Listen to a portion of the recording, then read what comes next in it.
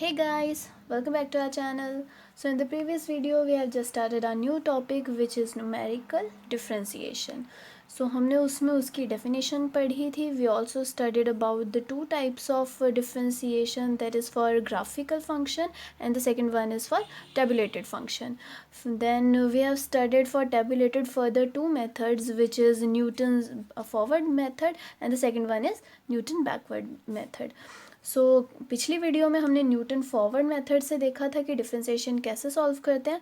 So today we will discuss about the numerical differentiation using Newton's backward difference formula. So let's get started. So यहाँ पे भी वैसे ही start होगा जैसे आपका फॉरवर्ड में था. आपको एक टेबल दे दिया होगा सच दैट आपको इसमें x0 x1 so on up to xn की वैल्यूज़ गिवन होंगी और कॉरस्पॉन्डिंगली आपको y0 y1 so on up to yn की वैल्यूज़ गिवन होंगी. तो हमने वहाँ पर क्या किया था, स्टार्टिंग में हमने डायरेक्टली क्वेश्चन में यूजिंग इंटरपोलेशन फार्मूला वहाँ पे न्यूटन फॉरवर्ड का फार्मूला यूज़ किया था. अब यहाँ पे बैकवर्ड डिफरेंस लगाना है तो यहाँ से using interpolation formula for Newton's backward के लिए हम यूज़ करेंगे. तो हम यहाँ पे क्या लिखेंगे, by using Newton's backward difference interpolation formula. हमारे पास फंक्शन कैसा होता था, एफ ऑफ एक्स. हमने वहाँ पे क्या किया था, फंक्शन लिखा था और उसकी डिफरेंशिएशन की थी. यहाँ पे भी सेम कुछ ऐसा ही होगा. तो using interpolation formula for Newton's backward difference table हमारे पास फंक्शन की वैल्यू क्या आती थी, y0 plus P delta Y N plus P into P plus 1 over 2 factorial delta square yn plus p into p plus 1 into p plus 2 over 3 factorial into delta cube yn plus so on. अब यहाँ पर देखो, वहाँ पे difference क्या होता था, वहाँ पे यहाँ डेल्टाज के साथ y0 लगता था, यहाँ पे yn लगेगा.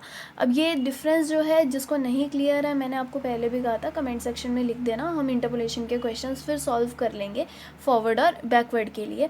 अदरवाइज़ यहाँ पर हम डायरेक्ट इसको क्वेश्चन को सॉल्व करेंगे. अच्छा, यहाँ एक डिफरेंस बता देती हूँ. जो फॉरवर्ड के लिए हम डेल्टा यूज़ करते थे वो ये होता था, उसमें डिफरेंस हम ऊपर से लेते थे और इसके लिए बैकवर्ड के लिए डिफरेंस हम नीचे से लेंगे.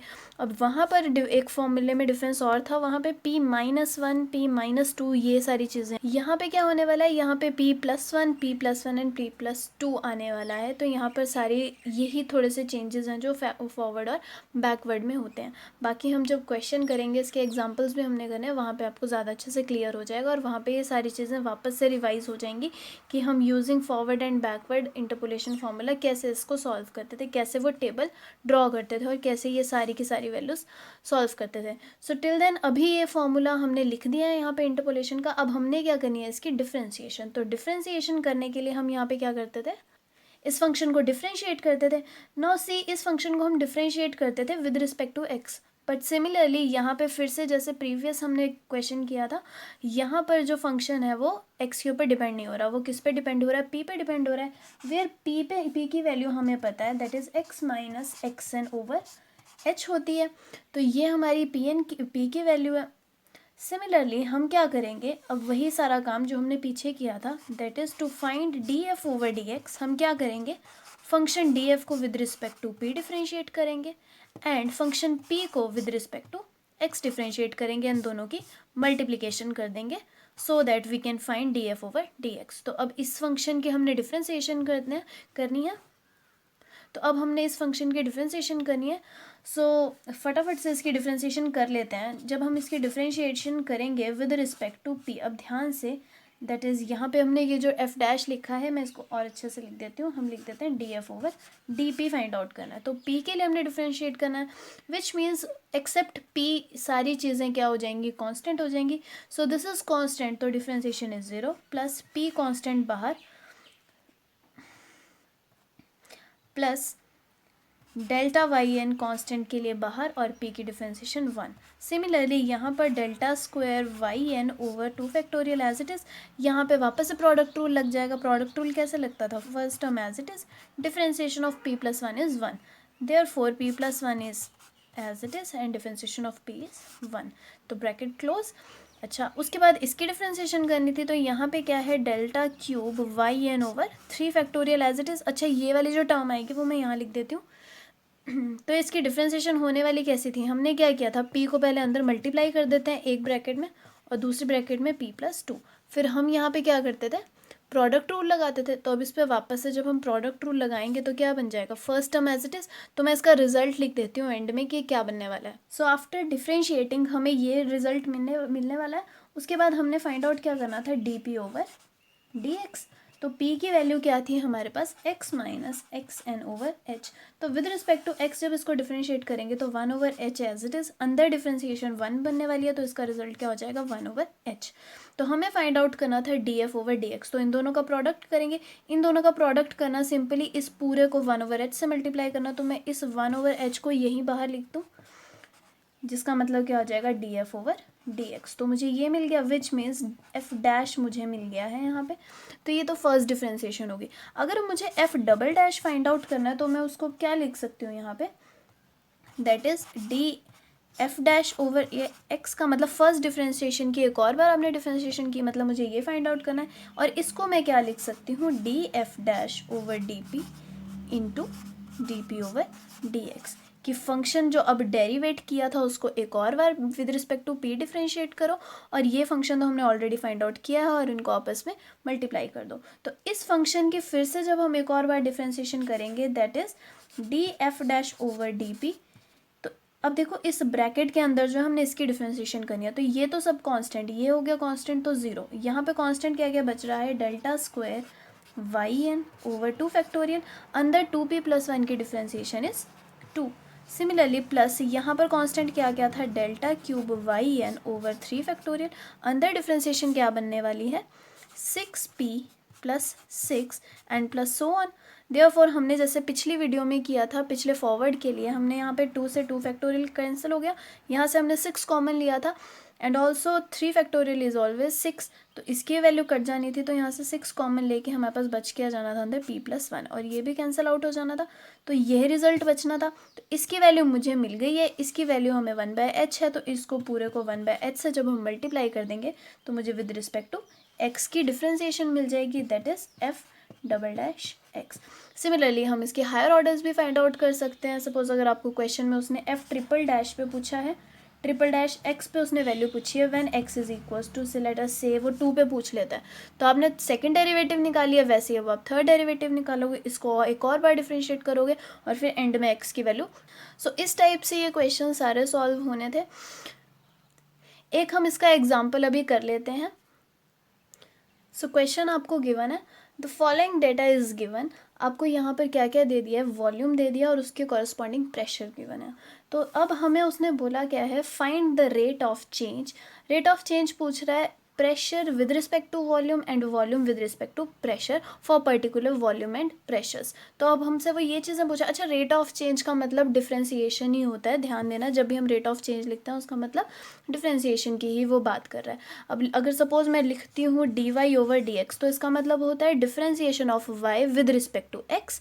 If D X over D Y लिख दिया तो इसका मतलब differentiation of X with respect to Y. तो यहाँ पर इन सब चीज़ों का यही मतलब है। तो अब मैं इस क्वेश्चन को करने कैसे वाली हूँ, इसको मैं दो ऑप्शंस हैं, आप फॉरवर्ड से भी कर सकते हो, बैकवर्ड से भी कर सकते हो। तो मैं इस क्वेश्चन को फॉरवर्ड टेबल से करूँगी। तो मैं इसका पहले फॉरवर्ड टेबल ड्रॉ करती हूँ। तो फॉरवर्ड डिफरेंस टेबल, हम यहाँ पे फॉरवर्ड के लिए क्वेश्चन ये कर रहे हैं। सो हमने पहले डेल्टा पी फाइंड आउट करना है। तो डेल्टा पी कैसे फाइंड आउट होता है, हम क्या करते हैं, जो सेकंड टर्म होती है उसको फर्स्ट टर्म से माइनस करते हैं। अब ध्यान दो, यहाँ सेकंड टर्म जो है फर्स्ट टर्म से छोटी है, तो डिफरेंस जो आएगा वो नेगेटिव होगा। तो जब मैं इन दोनों को माइनस करूँगी तो यहाँ पर डायरेक्टली, अब आप इनको ना, इनकी जो भी कैलकुलेशंस है वो हम यूजिंग कैलकुलेटर हम इसको सॉल्व कर सकते हैं, क्योंकि बहुत बड़ी बड़ी टर्म्स आती हैं। जब इनको हम सॉल्व करते हैं तो एग्ज़ाम्स में भी आपके इन क्वेश्चंस के लिए कैलकुलेटर्स अलाउड होते हैं। तो ये जो भी कैलकुलेशंस होंगी हमने सारी ये कैलकुलेटर से ही करनी है। सो इन दोनों को जब मैं माइनस करूँगी तो मुझे आंसर मिल जाएगा 62.3 माइनस 62.3। अब ध्यान दो, जो डिफरेंस है इन दोनों का हमने बिल्कुल इसके सामने लिखना है, ताकि हमें आगे क्वेश्चन सॉल्व करने में ईजी हो जाए। अच्छा, ये वाली वैल्यूज़ थी हमारी V0, V1, V2, V3 and V4, corresponding P0, P1, P2 and P4। Therefore यहाँ पे जो वैल्यू आएगी, इसकी ये जो सबसे पहली वैल्यू होती है उसको हम बोलते हैं डेल्टा P0। अब अगली जो वैल्यू आने वाली है वो आएगी delta P1, which is equals to third term minus second term, that is minus 17.4। Therefore अगली वैल्यू फिर से next term minus previous term, which is minus 8.6।